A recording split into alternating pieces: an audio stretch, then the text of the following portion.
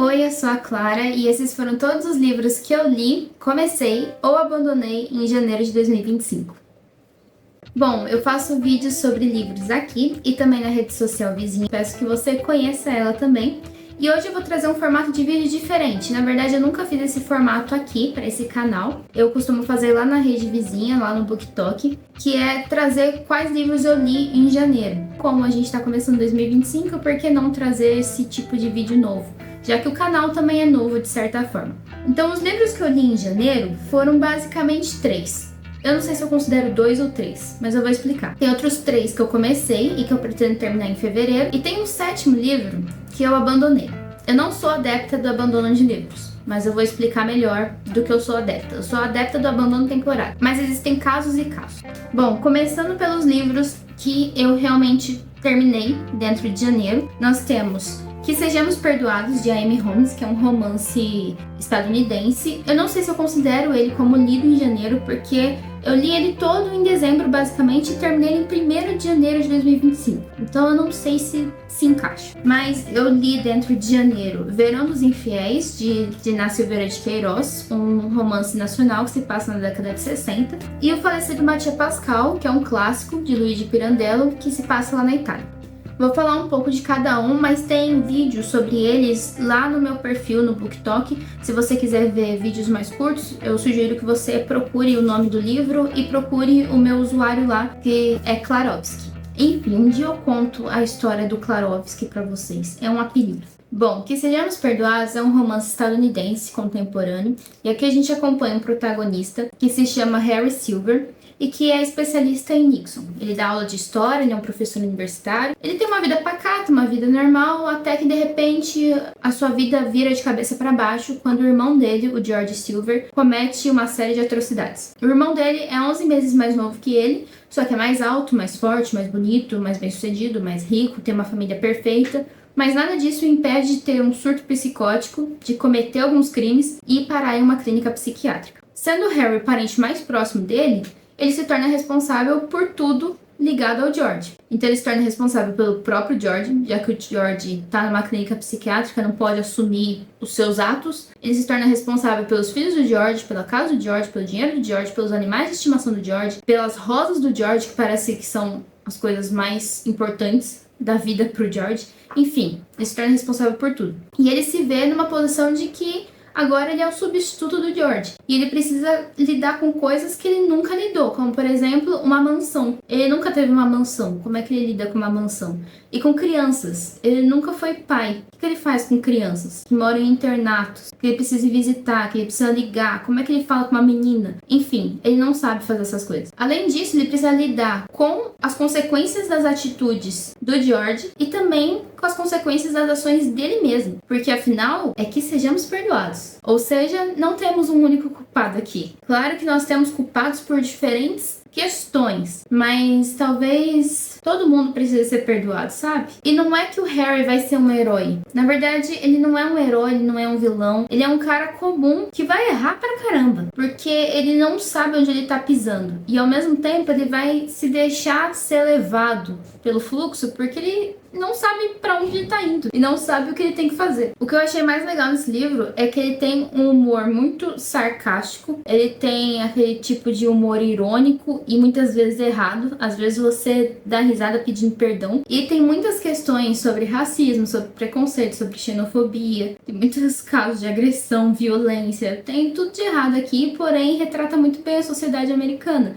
e principalmente a elite. Então eu acho que é um livro que retrata muito bem um tipo de sociedade doente, uma elite doente, e o tipo de coisa que é escondida por conta da classe social e por conta do dinheiro. E aí traz consigo questões familiares, relações familiares, ambientes agressivos, uma saúde mental fragilizada, como pessoas complexas e pessoas com saúde mental afetada criam outras pessoas com a saúde mental também afetada. Enfim, é um ciclo vicioso aqui que muitas vezes precisa de uma calamidade para ser quebrado. Não quer dizer que não vai acontecer de novo, mas significa que talvez haja uma chance de não acontecer de novo. Enfim, não sei se vocês estão me entendendo, talvez vocês tenham que ler para me entender. Eu quero dizer que tem muito da sociedade aqui, como violência doméstica, ambiente familiar instável, como abandono parental, que parece que às vezes a gente só vê em classes sociais inferiores, quando na verdade tem muito do mesmo em classes sociais altas,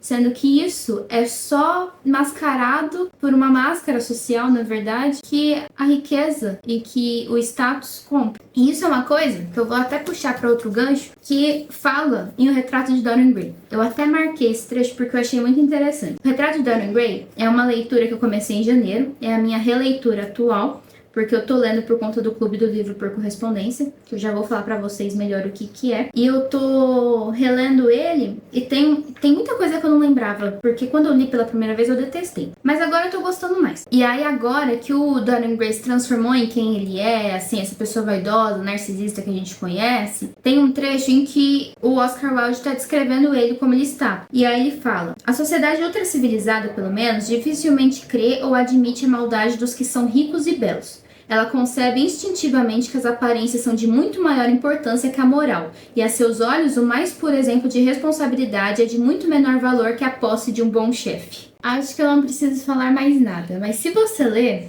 você vai entender melhor ainda do que eu tô querendo dizer. Continuando, saindo daqui de Que Sejamos Perdoados e continuando para minha próxima leitura, ela tem mais relação com a classe média brasileira e se passa nos primeiros anos da ditadura militar, que é Verão dos Infiéis, de Dina Silveira de Queiroz. Esse livro, como eu falei, vai se passar nos primeiros anos da ditadura militar no Brasil e vai acompanhar uma família de classe média alta que mora no bairro de Copacabana. O livro ele vai se passar, se não me engano, durante 3 dias, e são 3 dias de verão, muito chuvosos lá no Rio de Janeiro. A família é composta por uma mãe e 3 filhos já adultos. A mãe é a Valentina, uma mulher que é viúva, porque o marido dela tirou a própria vida, de acordo com ela, por conta de dívidas que nunca são bem explicadas. E ela hoje não se considera uma boa mãe, ela tem muitos questionamentos sobre o papel dela como mãe, e ela é viciada em remédios que a deixam dopada, que é benzedrina, um remédio à base de anfetamina, e esses remédios fazem ela ter alucinações com pessoas mortas, que seriam o tio dela e a mãe dela. Ela só não vê o seu marido porque eles dizem que as pessoas que tiram a própria vida não retornam para falar com os vivos. Já os filhos dela, eles são 3, né? A gente tem o Geraldo, que é o filho mais velho. O Geraldo, ele tá relacionado ao comunismo, só que de uma forma que nem ele tem tanta certeza disso, mas é algo que deixa a mãe dele preocupada. A Carminho, ela é a filha do meio, é uma garota que tem uma autoestima baixa, que se sente inferior aos irmãos e que tem um certo medo dos homens, de uma maneira que nem ela entende por quê, mas a gente entende que foi por conta da criação dela. E ela acaba sendo aquele tipo de mulher que é submissa, mas a gente vai tentando explorar com ela o que ela tá se tornando, ou quem ela quer se tornar, ou quem ela é. Ela também tá tentando descobrir. E por último, o mais novo, a gente tem o Aloísio,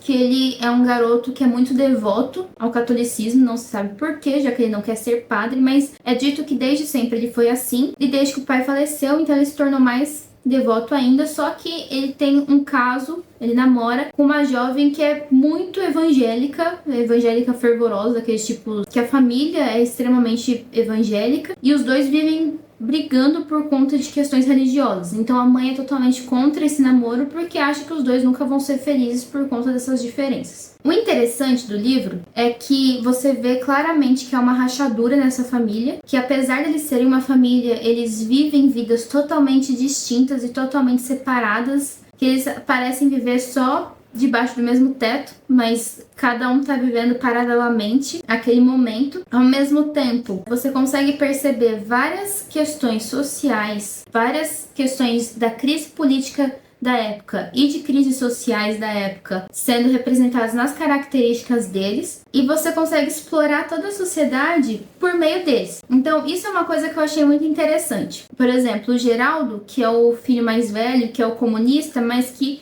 nem sabe exatamente se ele quer ser comunista, ele não sabe exatamente de qual lado ele tá, porque ele tem medo também. Já a Carminho, que é aquela garota que não entende o porquê a mãe dela limpava o banheiro todas as vezes que ela ia usar o banheiro depois que os irmãos tinham acabado de sair. Ou até mesmo a morte do marido da Valentina. Quais foram as dívidas que levaram ele até essa situação? Ou porque ela simplesmente explica para os filhos que ele era um homem muito sensível para um mundo cheio de grosserias. São coisas que nem sempre vão ter uma resposta, mas que estão muito ligadas, muito relacionadas à época, à crise da época e às pessoas, principalmente a classe média. A classe média, que justamente foi a classe que pediu pelos militares tomando o poder, e depois foi a classe que menos sentiu e que às vezes passou despercebida, como se estivesse vivendo uma outra vida, vivendo num outro mundo, e pouco sentiu a ditadura. É muito complexo. E uma coisa interessante do livro é que em 1967 aconteceu um desabamento no bairro de Laranjeiras, que era um bairro de classe média alta também. Uma pedra deslizou de um morro e atingiu uma casa, que atingiu 2 outros prédios, e mais de 300 pessoas morreram. Um ano antes, outras 250 pessoas tinham morrido, porém num bairro de classe mais baixa, num bairro periférico. E depois que aconteceu todo esse caos no bairro de Laranjeiras, o governo começou a se movimentar para atuar nessas prevenções aos desabamentos. E o livro foi baseado nesse desabamento do bairro de Laranjeiras. Então você pode esperar muita coisa aqui. É bem interessante. A narrativa é um pouco complexa, eu achei ela um pouco difícil. E eu achei ela muito caótica no início, e aos poucos eu fui pegando o ritmo e fui entendendo que esse caos é o intuito, porque a gente acompanha todos os personagens paralelamente. Todos eles estão vivendo as suas vidas de forma paralela, os 4. Além deles, tem alguns coadjuvantes que são importantes também. Mas eu entendi que o acompanhamento desses 4 de forma paralela é realmente como a vida deles acontecia, porque eles são os 4 protagonistas, eles são a família que moram debaixo do mesmo teto, só que eles vivem vidas separadas. Então esse caos desses dias extremamente chuvosos de verão, a cidade meio louca, com manifestações acontecendo no início da ditadura, então assim, tava muita coisa acontecendo e realmente faz muito sentido todo esse caos na narrativa. Então com essa narrativa confusa e também com as palavras da época, com o estilo de escrita da época, eu fiquei um pouco perdida, porque a Dina Silveira de Queiroz também é daquele estilo que engata primeiro e vai, sabe? Sai da frente, ela só usa vírgula e vai. Não tem nenhum tipo de período curto, nada disso. Então são períodos super longos, diálogos sendo entrecortados, sabe? Uma pessoa falando de mais de um assunto no mesmo diálogo, igual acontece no dia a dia. Então eu fiquei um pouco confusa no começo, mas depois que eu peguei o ritmo, eu entendi. Até no início eu tive que fazer algumas anotações. Eu fiz anotações aqui em post-it e colei nas páginas pra eu conseguir entender dos personagens, sabe? Porque eu tava meio perdida com os personagens, tava meio sem entender. Mas isso me ajudou bastante. E depois eu gostei muito da história, gostei bastante mesmo. Esse livro aqui, esse trabalho da capa da Editora Instante, é muito interessante porque todos os detalhes que tem na capa, e até que tem aqui dentro, na orelha, eles remetem a todos os personagens e todo o ambiente. Então você vê que aqui tem um frasco aqui de benzedrina, tem uma arma aqui, um revólver, que é o revólver com o qual o pai das crianças tirou a própria vida. Então tem vários detalhes da capa que você vai entendendo depois, conforme você vai lendo, que fazem sentido com a história, que estão relacionados à história. Quando eu peguei o livro pela primeira vez, aqui eu entendi que era a família, mas aqui eu não sabia quem era. Aí depois que eu li o livro eu entendi. Então assim, foi muito, muito legal. Gostei bastante. Eu com certeza quero ler mais livros da Dina Silveira de Queiroz, que inclusive foi uma das autoras mais multidisciplinares do Brasil, pelo que eu entendi, porque ela foi uma das primeiras a escrever ficção científica aqui. Então, assim, a mulher era muito fora da casinha. E o último livro que eu comecei e terminei em janeiro foi O Falecido Mattia Pascal, de Luigi Pirandello. Esse livro é um clássico da Itália, é da coleção Clássicos da Literatura Unesp, então essa capa muito bonita, maravilhosa. Ele é todo do estilo dos clássicos da literatura Unesp, é uma série de clássicos.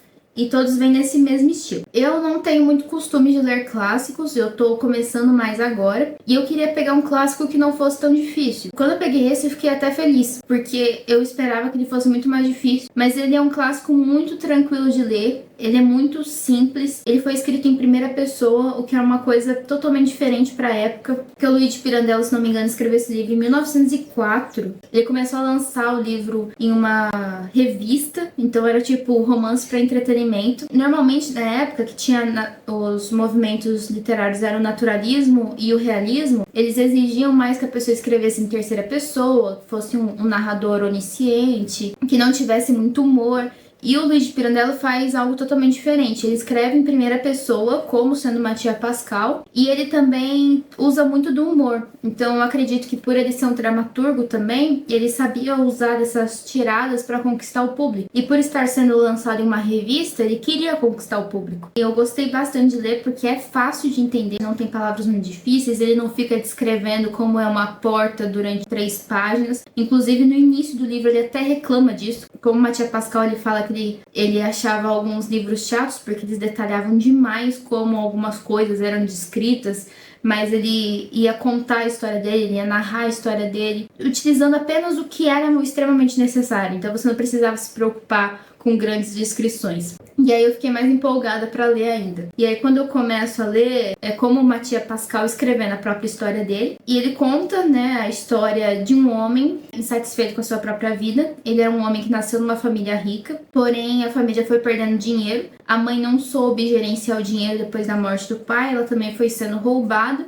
E ele, quando ficou adulto, também não foi um adulto, um jovem responsável para saber gerenciar os negócios da família e acabou perdendo muito dinheiro. Com isso, ele tá num casamento totalmente infeliz, com uma sogra que ele não aguenta, com uma esposa que ele não aguenta, e ele resolve pegar um pouquinho de dinheiro que ele tem e gastar dinheiro num cassino um dia. Isso ele passa, acho que uns 3 dias gastando dinheiro no cassino, e ele é sortudo, ele ainda ganha dinheiro. E quando ele tá voltando para casa com o dinheiro, ele lê um jornal e descobre que ele foi dado como morto. E quando ele lê isso, ao invés de ele ficar assustado ou triste ou tentar provar que ele tá vivo, não, ele considera que isso foi uma bênção de Deus e que ele pode recomeçar a vida dele com outro nome, sendo outra pessoa, vivendo em outro lugar, e enfim, é o que ele tenta fazer. Só que com isso ele começa a ver que não é tão fácil assim. E aí tem todo o desenrolar da história. Como eu falei, eu gostei muito do humor do personagem, do protagonista.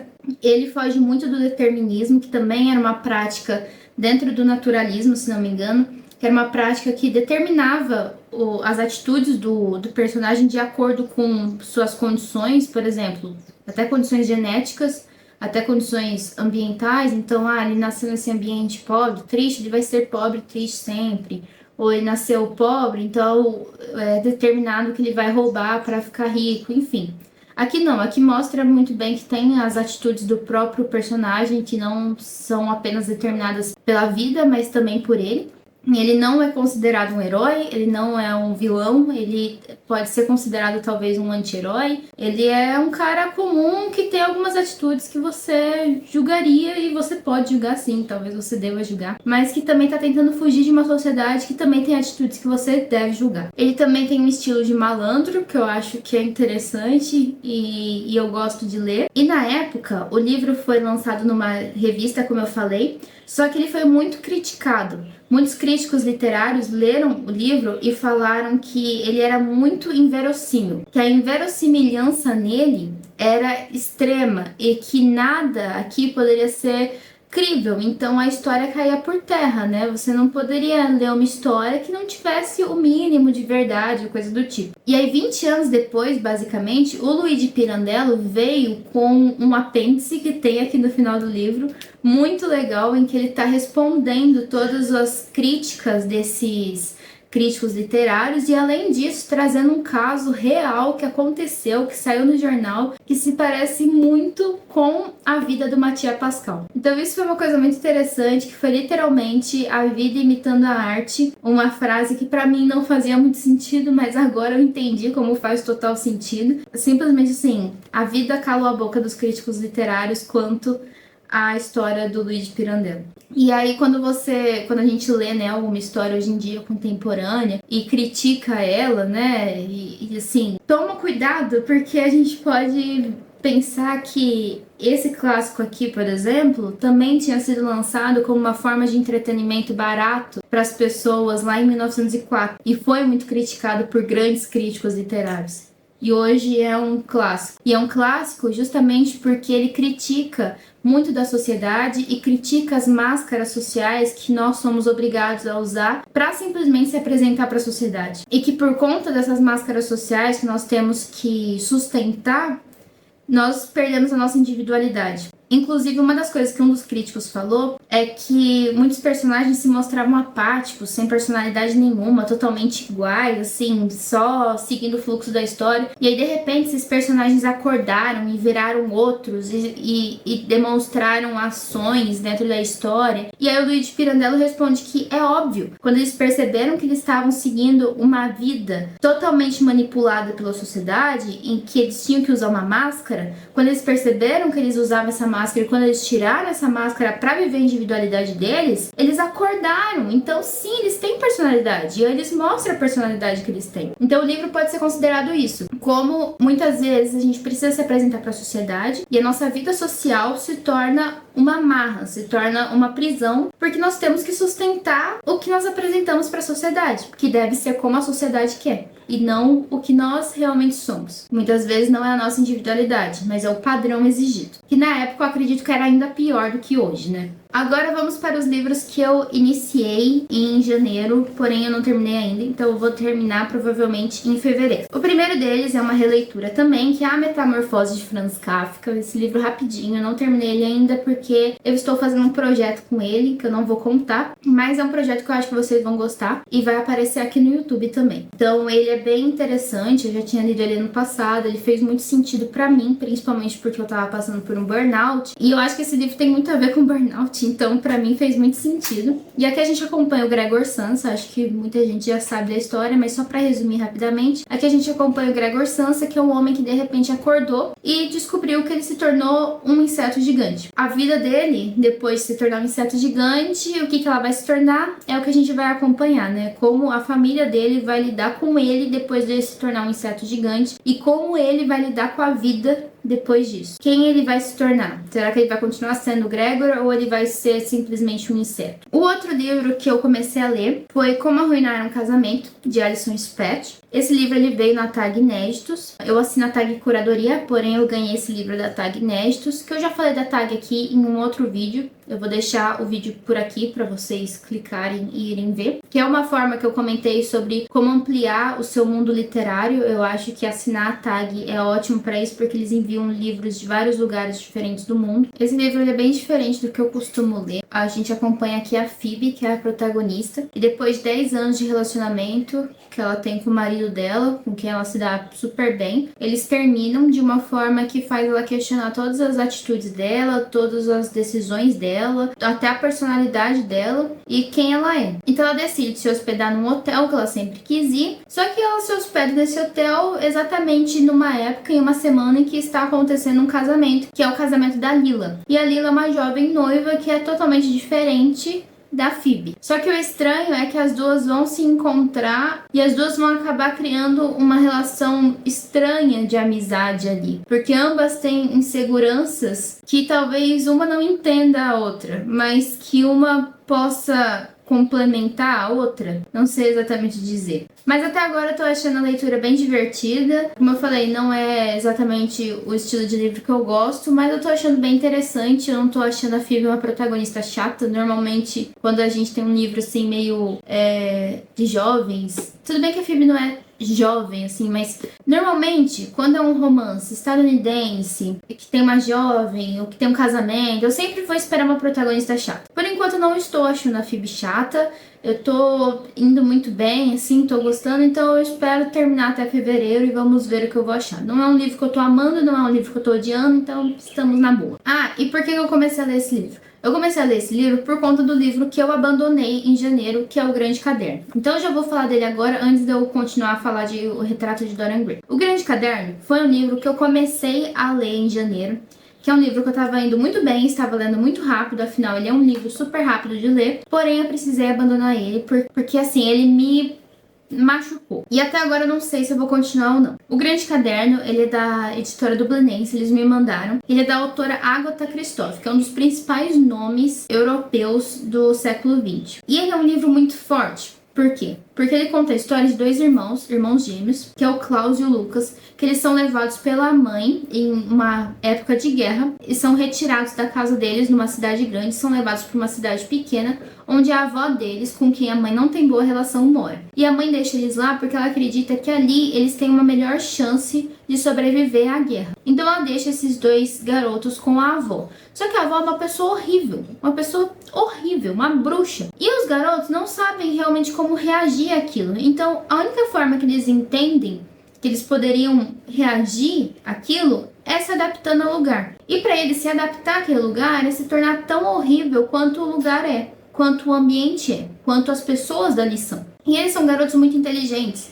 Eu entendo que eles são superdotados, por exemplo. Já dá a entender algumas coisas antes, assim, pelo que eles contam de lembrança, que a mãe deles dizia. Então, a gente entende que eles têm uma inteligência diferente. Até mesmo quando eles não vão mais para a escola, porque a avó não quer levar eles para a escola, eles começam a estudar em casa. Mas, além de estudar em casa, eles também querem estudar para se habituar ao lugar, para fazer parte daquele ambiente horrível. E eles começam a fazer exercícios para sobreviver à guerra, por exemplo, e para se adaptar àquele ambiente. Então eles fazem exercícios para se adaptar aos xingamentos que a avó faz a eles, a avó e outras pessoas, para absorver aquilo, mas não se sentir mal. Eles fazem exercícios pro físico deles, para ficarem mais fortes fisicamente. Exercícios para ficar passando fome, para ficar de jejum e para suportar a fome. Coisas que crianças de 9 anos normalmente não pensariam. Então eles têm umas atitudes aqui que são assustadoras. E isso me lembrou muito um caso que eu vi há algum tempo, que se tornou até um livro de um pesquisador americano, pesquisador da Universidade da Califórnia, se não me engano, que ele estava analisando tomografias de cérebros de pessoas normais, consideradas normais, e pessoas consideradas serial killers, né?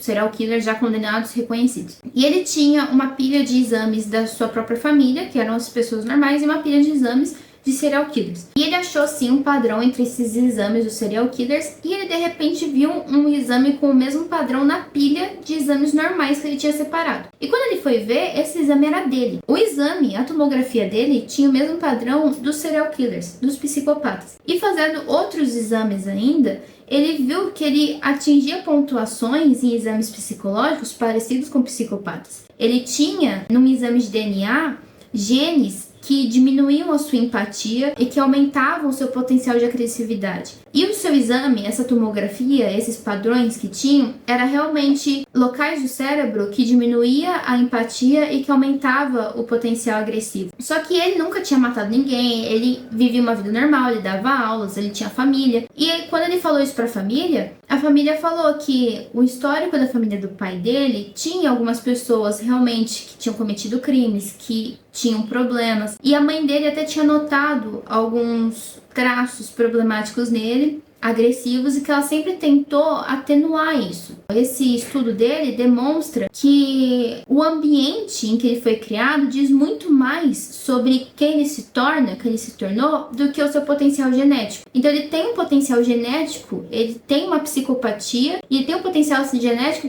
de se tornar um serial killer, por exemplo. Mas ele não se tornou, porque o ambiente em que ele foi criado foi um ambiente amoroso, foi um ambiente bom, um ambiente em que ele não foi exposto a violências, a agressividade.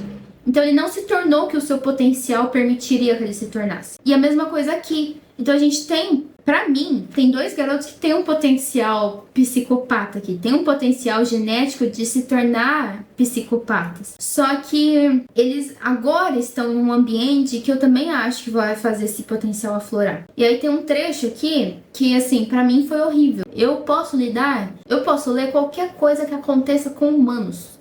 Qualquer coisa, assim, eu posso passar mal, eu posso. Mas eu vou ler e eu vou continuar. Só que com animais é complicado pra mim. E aí eu travei e eu tive que largar o livro, tive que deixar de lado, começar a ler um outro livro mais leve, que pra mim, como Arruinar um Casamento, aparentou ser mais leve. E depois eu tive que ficar assistindo Bob Esponja até pegar no sono ainda e torcer pra não ter pesadelos com esse livro. Só que eu também tenho curiosidade em continuar lendo o livro porque ele é uma trilogia. A Agatha Christie escreveu 3 livros e a gente acompanha a vida desses meninos durante 50 anos, se não me engano. Então esse daqui a gente vai acompanhar eles até os 15. E aqui é uma história escrita por eles, então toda a narrativa é muito direta, porque são meninos de 9 anos escrevendo, é como se fossem eles escrevendo esse livro. Por ser tudo muito direto, é mais assustador ainda, sabe? É menos empático ainda, porque eles aparentemente não têm empatia. E eu sei que a narrativa deles, a forma de escrita, vai mudando conforme eles também vão mudando. E aí o segundo livro já é uma narrativa separada. Eu sei que um vai escrever pro outro. E aí o terceiro livro já é uma outra coisa, porque um deles sumiu. E eu tenho muita curiosidade de entender o que aconteceu com eles no segundo e no terceiro livro. Eu já li um estudo que fala sobre a obra dos irmãos, dos gêmeos, quer dizer, né, da Agatha Christie sobre os gêmeos, a trilogia dos gêmeos. Então eu consigo saber um pouco do que houve, só que eu queria ler. Só que eu não sei se eu tenho condição de continuar isso daqui. Eu não sei se vai ter coisas piores, e eu tô com medo de ter coisas piores, então eu não sei ainda se eu vou continuar. Por enquanto está no abandono temporário, mas eu tenho muita curiosidade e eu acho assim que quem tem coragem vale muito a pena, porque todo o cenário é de Segunda Guerra Mundial e a Agatha Christie passou por isso, então a gente sabe que é o cenário dela. Já o outro livro que eu comecei em janeiro e pretendo terminar em fevereiro é O Retrato de Dorian Gray, que eu estou lendo para o Clube do Livro por Correspondência, é uma releitura também. O Clube do Livro por Correspondência é o meu clube do livro que eu fundei para pessoas antissociais, para leitores que não gostam de conversar muito, não gostam de se reunir, não querem ter obrigação de se reunir por vídeo, presencial, qualquer coisa que seja, não quer ter obrigação de falar caso não queira, enfim. É pra quem quer ler sozinho, ficar sozinho e às vezes trocar um e-mail quando der na telha. É basicamente isso. E aí assim, funciona como? A gente recebe newsletters semanais, né? Eu faço uma newsletter semanal. Tem algumas coisas muito interessantes pra ler antes da leitura realmente iniciar, e até mesmo depois, né? Que a gente pode ler antes e depois para entender melhor do livro, para se aprofundar sobre alguns assuntos. E eu gosto muito desse lado, sabe? De conseguir se aprofundar mais sobre alguns temas do livro e não ficar só no livro. E aí tem a troca de correspondências. Então a gente marca, né? De tal capítulo até tal capítulo, a gente vai tratar sobre tal tema, né? Que corresponde a esses capítulos.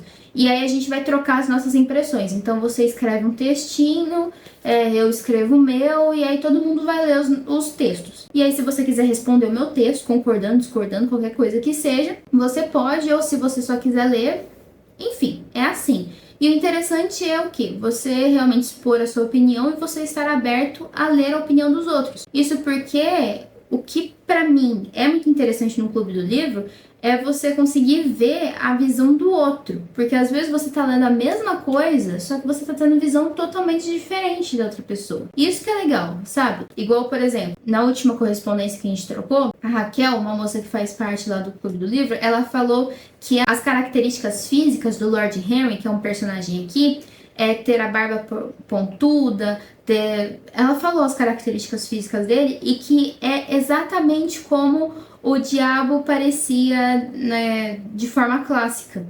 E eu não tinha reparado nisso. E é uma forma muito interessante de avaliar, porque o Lord Henry aqui é a má influência de Dorian Gray. Então, essas coisas diferentes que as pessoas vão trazendo vão agregando na sua leitura, ou até no seu entendimento da história. E é para isso que o Clube do Livro por Correspondência serve. Além disso, a gente tem também um projeto no Catarse, então se alguém quiser apoiar o Clube do Livro por Correspondência, pode apoiar e em troca vocês ganham alguns brindes, né? Brindes no final do ano e também ao longo dos meses. Então, o primeiro brinde, vou mostrar. Esse vídeo não era pra mostrar, mas agora eu vou mostrar. O primeiro brinde foi esse cartão postal. Quer dizer, todo mês tem esse cartão postal, né? Não esse exatamente, mas é um cartão postal literário. Então, são fotos que eu tirei, porque eu sou fotógrafa também. Não sei se todo mundo sabe, mas eu sou. E aí eu tirei essa foto, né? Há muito tempo. E tem uma frase literária que normalmente faz jus com o livro que a gente vai ler no mês. Só que essa daqui não, porque foi o primeiro cartão postal do clube. Então essa frase foi simplesmente uma frase que eu realmente amo, que é: acreditava que quando se sonha tão grande, a realidade aprende, do Walter Ugumem, que eu adoro. E aqui é um cartão postal. Além disso, também tem post-its que eu mandei. esses post-itzinhos aqui. E a cada leitura, que normalmente acontece a cada 2 meses, vão ter outros brindezinhos super interessantes para vocês. E no final de 1 ano de assinatura do clube, vocês ganham um outro brinde, né? Que é um pouco maior. Então, a gente tem ou um livro da sua wishlist, ou uma camiseta da marca Matutaremos, que é uma marca específica para literatura, que vale a pena vocês conhecerem. Então tem várias coisas diferentes que vocês podem ganhar. Mas falando de O Retrato de Dorian Gray, ele é a minha releitura atual, como eu estava falando. E quando eu li pela primeira vez, eu detestei, mas agora eu estou gostando mais. Eu até tô publicando mais vídeos sobre ele lá no TikTok. Porque tem bastante coisa para tirar daqui para comentar, sabe? Eu gosto de livro que faz isso, que te dá vários temas para você comentar. Aqui a gente acompanha o Dorian Gray, que é um jovem, no início, assim, aparentemente um adolescente, que é muito bonito. Ele vira uma musa inspiradora pro Basil, que é um pintor, quando ele conhece o Lord Henry. O Lord Henry é um amigo do Basil, e o Lord Henry é quem traz a ideia de a sua juventude e a sua beleza devem ser preservadas. E você deve usar isso a seu favor. E é a partir da ideia do Lord Henry que o Dorian começa a perceber que ele realmente é lindo. E quando ele se dá conta disso, ele acaba fazendo algum tipo de maldição, algum tipo de encantamento com o retrato que o Basil pintou dele. E o retrato passa a ser a sua alma e demonstrar o que a sua aparência não demonstra. E aí a gente vai acompanhar uma série de calamidades aqui que o Dorian Gray vai cometendo simplesmente para ter prazer. Porque a gente entra numa corrente filosófica do hedonismo. Que a corrente filosófica do hedonismo é que você deve fazer tudo para ter o seu prazer, que apenas tendo prazer você vai ter felicidade. Então não importa o que você queira fazer, você simplesmente faz que aí você atinge a felicidade. E não é bem assim que funciona, nós sabemos, né? Mas é a crença do Lord Henry e é a crença do Dorian Gray que vai se encaminhando para esse rumo. E aí tem várias questões que a gente pode falar sobre a falsa moralidade da sociedade da época, sobre influências, sobre quem realmente era o Dorian Gray. Será que ele já estava predisposto a isso? Como, por exemplo, a gente falou aqui, né, no Grande Caderno, sobre tem alguma predisposição a ser o que ele se tornou? Ou é uma pura influência? Tem como retornar? Enfim. Tem várias coisas que dá pra discutir. E aí eu pretendo terminar em fevereiro. Todos os livros que eu li e que eu terminei, né, que foram Que Sejamos Perdoados, Falecido Mattia Pascal e Verão dos Infiéis, eu estou fazendo o meu diário de leitura, que era uma das minhas metas para 2025. Eu estou cumprindo. Eu estou usando o planner maravilhoso da literatura latino-americana, que também é da Tag Livros. E eu tô usando ele para fazer o diário de leitura. Então aqui eu anotei todos os livros que eu quero ler, todos os livros que eu pretendo ler em 2025, não apenas esses, mas esses são os que estão na minha lista. De todos que eu li até agora, só cumpri um, que seria Verão dos Infiéis. Os outros foram simplesmente aqueles que eu trombei no meio do caminho e, ops, sem querer eu li. Para eles eu fiz uma anotação aqui, né? Eu tô usando uma página para cada. Aqui atrás também tem alguns temas que são tratados dentro do livro, que são tópicos que eu acho mais importantes. E aqui embaixo eu coloco o próximo livro que eu leria. Então eu faço uma resenha, né, assim. Mas o que eu achei do livro ao final dele, eu dou uma nota. Gente, não é nada muito bem arrumado, tá? Porque eu não sou boa nessas coisas de journaling e sei lá o quê. Então é só de acordo com os meus sentimentos mesmo. O Verão dos Infiéis eu não terminei ainda, mas eu fiz também do Falecido Mattia Pascal e assim por diante, que eu ainda preciso fazer. E como bônus, eu quero apresentar para vocês também todos os livros que eu recebi nesse mês de janeiro, que foram bastante. Falando primeiro de Femina Mundi, esse livro foi enviado pela própria autora, a Gisele Macedo. Ele é um livro de contos publicado pela editora Patois e ele se passa num futuro distópico em que não existem mais homens. Então são vários contos nesse futuro distópico, são bem curtinhos e parecem muito interessantes. Assim que eu postei nas minhas redes sociais, todo mundo já falou, nossa, várias mulheres, né, já falaram, nossa, é muito interessante, já quero ler. Eu tô muito curiosa pra ler e provavelmente vai ser a minha próxima leitura. Eu agradeço muito o carinho da Gisele por ter me mandado. Tá parecendo muito o meu tipo de leitura. Inclusive, eu li o livro Os Vulneráveis, da Sigrid Nunes, e tem um trecho em que ela e as amigas estão discutindo sobre um futuro distópico sem homens. E elas falam que elas ainda acham que existiria desigualdade e coisas horríveis acontecendo. Mas uma delas diz que não imagina, e todas elas concordam, que existiria uma bota pisando sobre um rosto humano para sempre.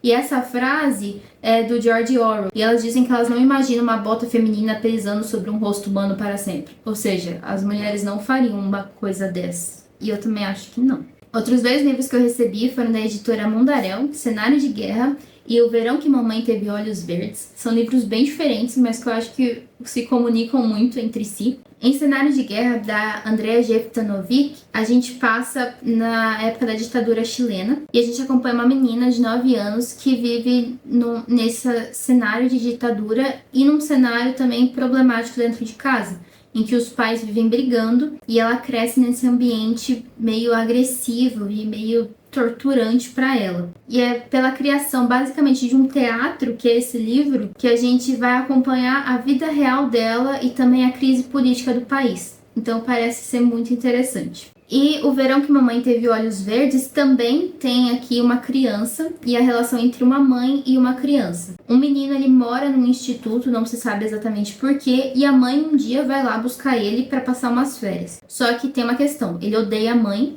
e a mãe não sabe ser mãe. Ela é uma mãe péssima, ele é um filho horrível, então eles vão ter que conviver juntos em Paris durante algum tempo. É esse ambiente de ódio e amor ao mesmo tempo que a gente vai começar a traçar e entender o que está acontecendo e por que essa relação existe dessa maneira que existe. É basicamente um livro de relação familiar. E eu gosto muito de livros de relações familiares. Um livro que eu recebi da editora Instante é Noites Insones, de Elizabeth Hardwick. É um lançamento da editora Instante e parece muito bom, eu tô muito ansiosa para ler também. Ele foi publicado originalmente em 1979 e ele mistura, eu acho que, vida real da Elizabeth Hardwick e ficção. O livro conta a história de uma senhora de 63 anos e, na verdade, ele é as memórias dela. Ela tá internada numa clínica geriátrica e durante as suas noites insones ela vai lembrando da sua vida. E aqui a gente vai misturar tanto a vida real da Elizabeth Hardwick quanto questões fictícias, como por exemplo, uma cantora famosa internada na mesma clínica geriátrica dela, ou então um homem com quem ela foi casada e que aqui não tem o nome divulgado, mas que alude a um homem real com quem ela foi casada e que faleceu enquanto eles faziam as pazes no banco traseiro de um táxi, tendo um infarto. Ou então o sexismo e a pobreza que ela enfrentou nas ruas de Nova York. E muitas outras questões que não são apenas típicas de sua vida, mas também da sociedade americana e de Nova York. E os outros 4 livros que eu tenho aqui, eu recebi da editora Record, que também eu sou parceira agora. E nós temos 2 de poemas e uma HQ e um romance. Vou começar pelos poemas. O primeiro, da Adélia Prado, é Bagagem. Se não me engano, foi o primeiro livro que a Adélia Prado lançou. E ele é uma coleção de poemas que seriam basicamente a sua bagagem. São poemas que lidam com assuntos considerados cotidianos, mas que muitas vezes não são olhados. A própria Adélia Prado usa a frase espanto com a vida para fazer a sua poesia, que seria usar da vida, as coisas simples da vida, se espantar com ela e escrever uma poesia. É como assim, olhar para o que ninguém olha. E aí ela usa toda a sua bagagem de mulher, mãe, filha, atriz, dona de casa, professora, para escrever coisas que provavelmente ninguém mais escreveria. E para trazer temas para o cotidiano que muitas vezes não são tratados no cotidiano, que as pessoas fogem, como por exemplo orfandade, morte, sonho, desejo, entre outras coisas que às vezes são até meio que tabu, principalmente para as mulheres e principalmente na época de Adélia Prado. O segundo livro de poemas é Sonetos, da Flor Bela Espanca, que é uma autora autopublicada. Eu acho muito interessante falar isso porque a Flor Bela Espanca publicou seus próprios livros, ela se autopublicou. E eu acho muito interessante dizer isso porque a Flor Bela Espanca quebrava muitos padrões literários e também padrões sociais da época. Então ela trazia algo que ninguém na época trazia, que era a subjetividade feminina. E talvez, acho que por isso ninguém queria publicar ela. Então ela foi lá e se autopublicou. E agora nesse livro Sonetos a gente tem a reunião de várias publicações dela, de vários livros seus, e também tem alguns ensaios de estudiosos dela, tanto da década de 50, um autor português, quanto um professor da Unifesp atual, que ambos explicam como ler Flor Bela Espanca e como interpretar ainda mais para os dias de hoje. Então eu acho que vai ser muito interessante, principalmente por ter esse direcionamento, né, de como ler e como interpretar. Eu acho que vai ser uma coisa bem legal. O romance que eu tenho aqui é A Mulher Habitada, de Gioconda Belli. Gioconda Belli é uma autora nicaragüense. Eu nunca li nada da Nicarágua, então eu tô bem inspirada e motivada para ler esse livro. E ele conta a história de uma mulher que é cheia de privilégios, chamada Lavínia, é uma jovem, e de repente ela volta da Europa depois de fazer faculdade e começa a trabalhar e se apaixona por um rapaz que trabalha com ela. E de repente esse rapaz, num dia à noite, aparece com outro colega dele machucado na casa dela pedindo socorro. E ela descobre nisso que ele faz parte do movimento pela libertação nacional. E ela, essa mulher privilegiada, começa a se envolver no movimento político, assim que se envolve no relacionamento com ele, e começa também a questionar qual a posição dela em relação à política, em relação à sociedade, quem que ela é, ao mesmo tempo que um espírito encarna num pé de laranja no quintal da casa dela. Uma mulher indígena chamada Itzá, e que começa a conversar com ela e fazê-la se questionar sobre a sua ancestralidade. Então eu entendo que esses dois encontros, com a paixão atual e com uma mulher antiga, e com a história dessa mulher antiga que chegou simplesmente para contar a sua história para ela, vai fazê-la repensar toda a sua atuação e toda a sua existência na sociedade. Então eu acho que vai ser bem interessante e vai me fazer repensar em muita coisa também. E o último livro que eu queria apresentar, que na verdade é uma HQ, é A Conversa, de Darren Bell. Ela não é simplesmente qualquer HQ, ela é uma HQ ganhadora do prêmio Pulitzer. E isso não é qualquer coisa.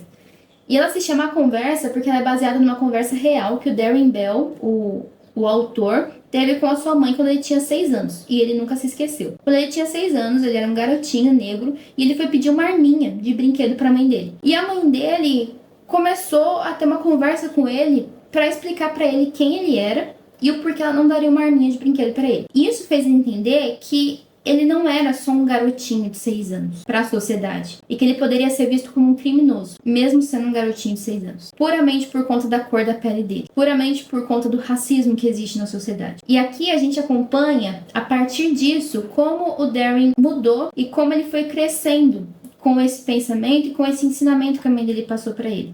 Então eu acho que é como se fosse um romance de formação, sabe? Porque a gente vai acompanhar todo o crescimento do Darren, até os dias de hoje, até quando acontece as manifestações depois da morte do George Floyd, até quando começam os movimentos de Black Lives Matter lá nos Estados Unidos, e quando o Darren começa a se questionar quando será que ele vai ter a conversa com o filho dele.